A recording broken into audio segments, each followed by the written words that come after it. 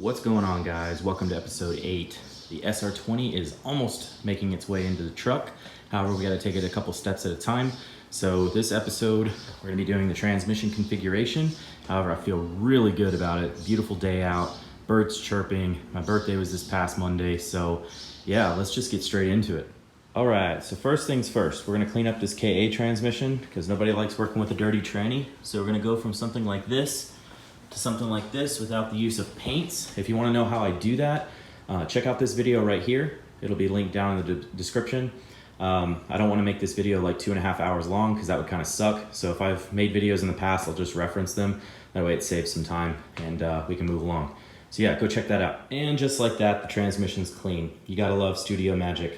Anyway, yeah, I just wanted to keep my hands, arms, and anything in the local vicinity from getting absolutely tarnished with oil and debris and everything that comes off these things when you're pulling them apart and stuff. So yeah, cleanliness and all that. So I'll be taking this SR20 bell housing and swapping it onto this D21 KA24E rear section. I will not be doing a time lapse or tutorial.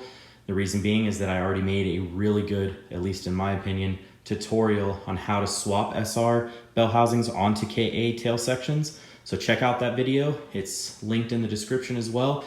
And if you follow that, you're gonna have no issues swapping these things. And fear not, because you know the S chassis tail sections are physically longer than the D21 truck tail sections. Yeah, so there is a physical difference. However, the bolt pattern is the same, torque sequence is the same, and the torque values are the same. And I provide all of that stuff in the videos. Even the front covers right here are exactly the same. So you won't have any issues there. So yeah, I'm gonna get to it. All right, so the transmission cases are apart. I figured since I had them apart, I'd show you some of the differences between the D21 KA24E and like the SR. So if you come down here, you'll notice that everything in the front, so this is the front of the transmission, that's where it would be. This is where your bell housings are. You'll notice that they're pretty much exactly the same.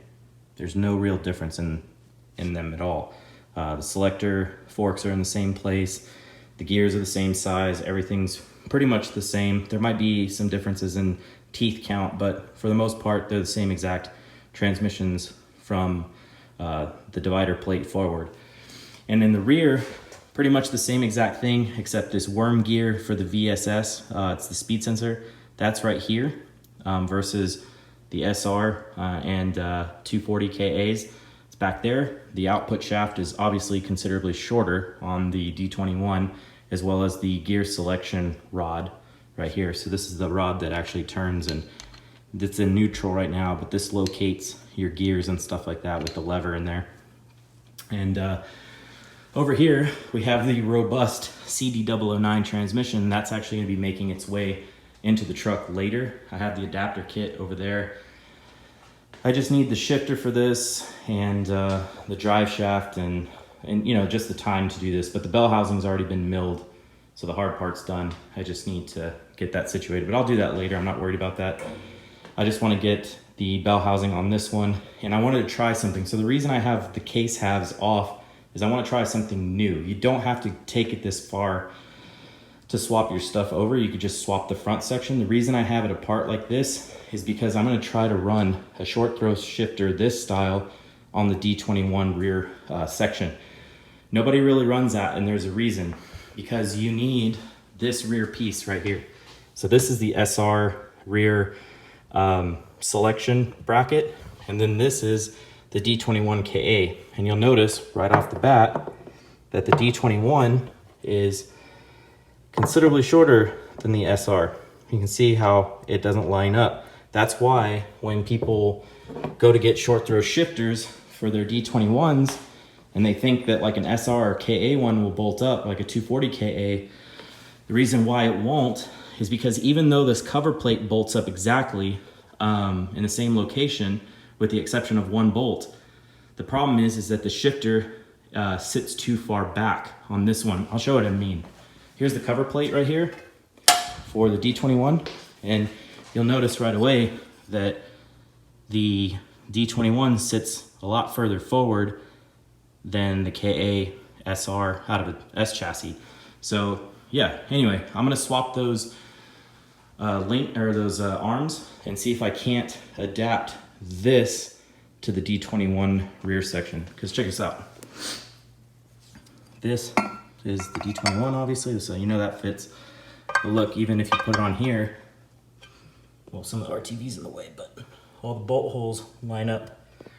And on this one, it has 5 small bolts that hold it on, and it uses a large bolt with a shorter spring and a ball detent to hold the shifter return spring stuff together. It doesn't have a 6th bolt like this one does right here. However, 5 should be more than enough, and I'll just use the longer spring from the SR20 trans to accommodate the ball detent. So should be just fine.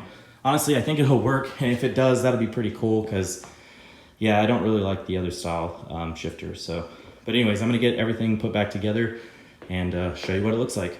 Man, check out this abomination. We got an SR20 bell housing made it to a D21 tail section.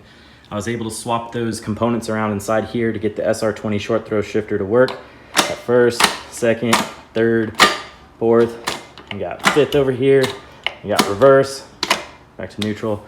I'm so surprised that works. Man, that's totally rad. I'm really excited about that. I'm gonna add the GK Tech return springs down there. This thing's kind of temp installed right now. I don't have it sealed up yet.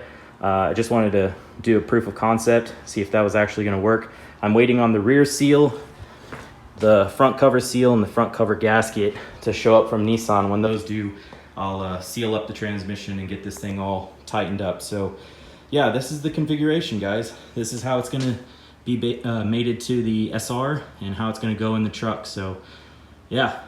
All right, dudes and dudettes, now you know my transmission configuration. Even though it's not sealed, you guys get the idea. So there's no need to show all that stuff. So the D21 tail section being installed was a critical step in the process, because that's gonna mount in the factory location, and that's essential to locating the SR in the engine bay when I'm creating the mounts from scratch. So yeah, next episode, episode 9, is gonna be putting on the rear sump pan and getting the transmission mated to the SR and dropping it into the engine bay. So yeah, man, I'll catch you guys on the next one. Cheers.